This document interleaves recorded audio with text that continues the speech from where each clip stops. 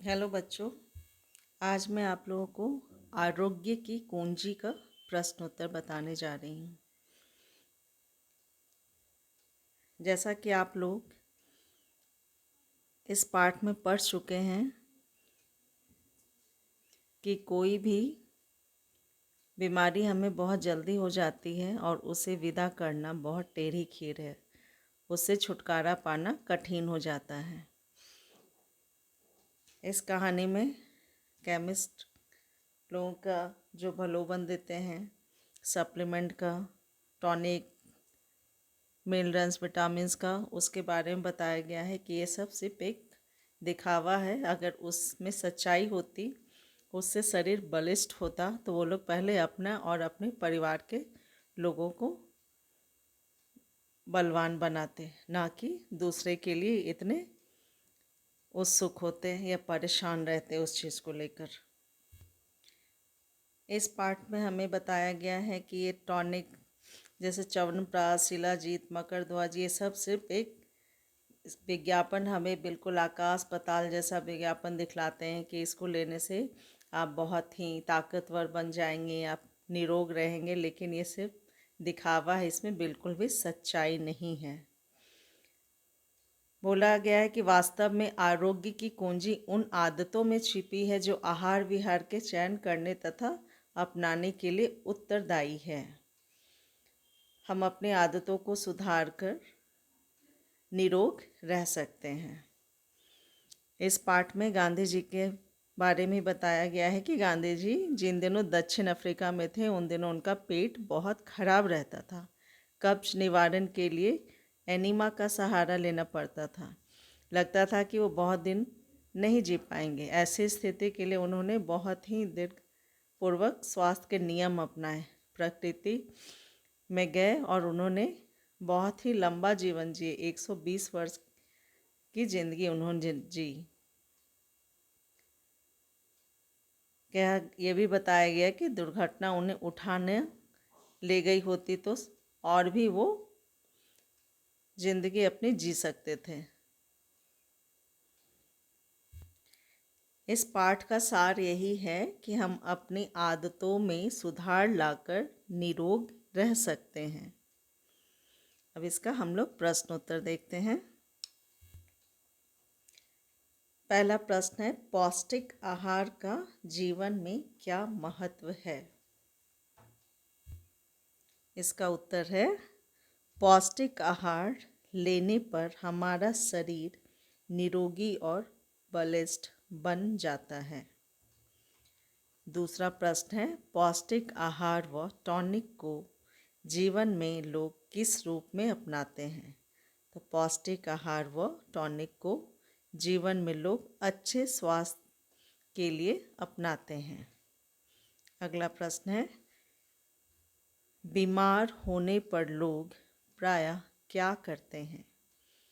तो बीमार होने पर लोग प्रायः चिकित्सकों की शरण में दौड़ते हैं। रोगों पर किस प्रकार नियंत्रण किया जा सकता है? यदि दीर्घतापूर्वक अपने आहार विहार का निर्धारण किया जा सके तो रोगों पर नियंत्रण कर सकता है।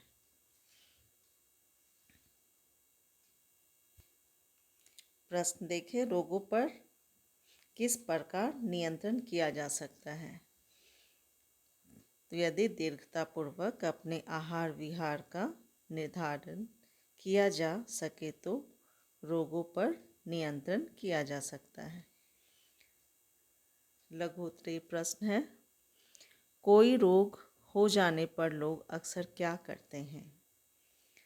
कोई रोग हो जाने पर लोग अक्सर क्या करते हैं?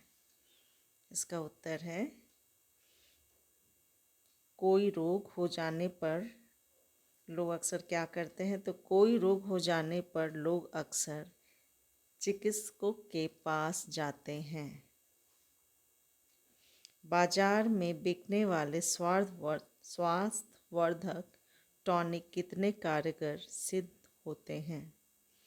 उत्तर है, बाजार में बिकने वाले स्वार्थ वर्धक टॉनिक कारगर सिद्ध नहीं होते। अगर वह कारगर सिद्ध होते तो केमिस्टों के परिवार वालों का शरीर हमेशा निरोग पाया जाता।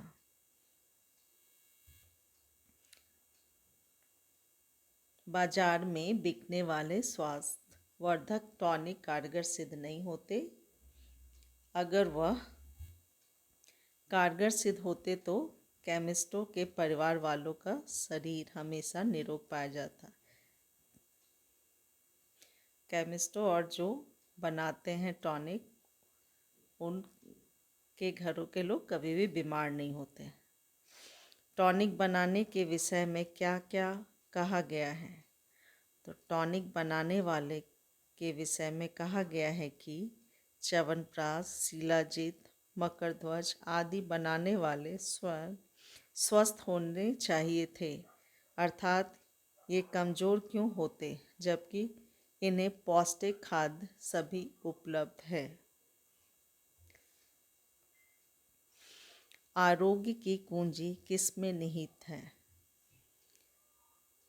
उत्तर है आरोग्य की कुंजी उन आदतों में निहित है जो आहार विहार के चयन करने तथा अपनाने के लिए उत्तरदायी है। दीर्घ उत्तरीय प्रश्न।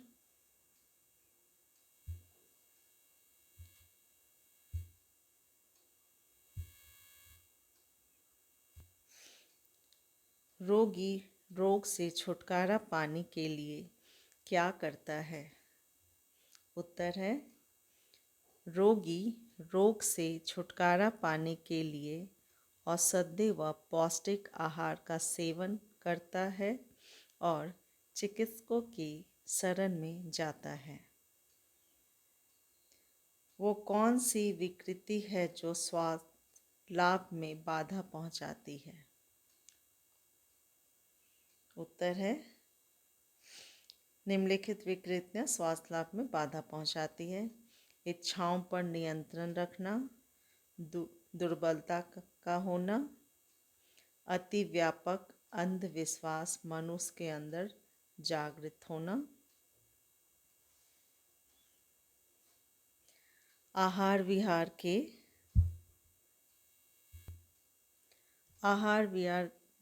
के चयन तथा अपनाने में ढील बरतना।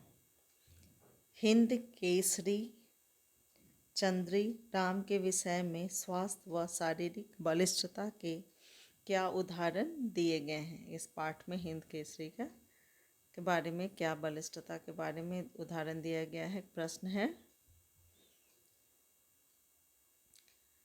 उत्तर देखिए।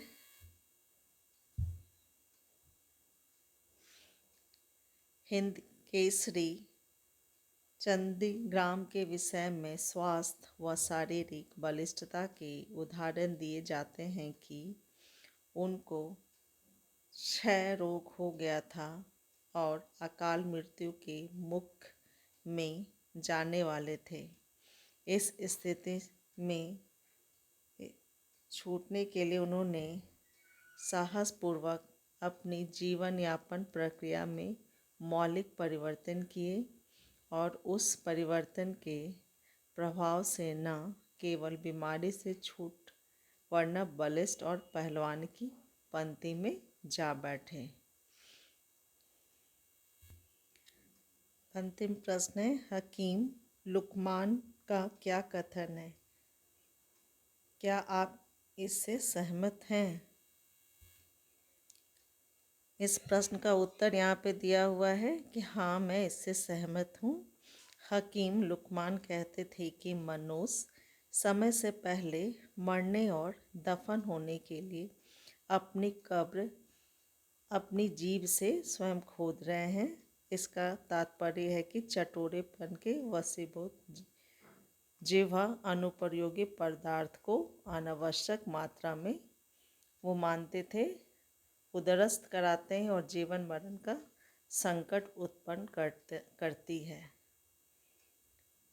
हकीम लुकमान का कहना था कि जो मनुष्य हैं वो मरने के और दफन होने के लिए अपनी कब्र वो खुद अपने जीभ से खोद रहे हैं। चटोरेपन को अगर हम छोड़ दें और अब स्वार्थवर्धक भोजन करें तो हम कभी भी बीमार नहीं हो सकते हैं। आगे है सही विकल्प पर सही का निशान लगाइए। रोग को निमंत्रण देना सरल है परंतु दूर करना कठिन है। ख पे हम टिक लगाएंगे, दूर करना कठिन है पर। रोगी रोग से छूटने के लिए प्रतीक्षा करते हैं, केमिस्ट के चक्कर काटते हैं। ग है डॉक्टर व नुस्खे बदलते रहते हैं। तो सही उत्तर होगा ग, डॉक्टर व नुस्खे बदलते रहते हैं। तीसरा है उचित आहार विहार अपनाने से, पहला उसका उत्तर है, इस पर टिक लगाइए, शरीर स्वस्थ बना रहता है। उचित आहार विहार अपनाने से शरीर स्वस्थ बना रहता है। ये था पाठ आरोग्य की कुंजी और उसका प्रश्न उत्तर। Thank you.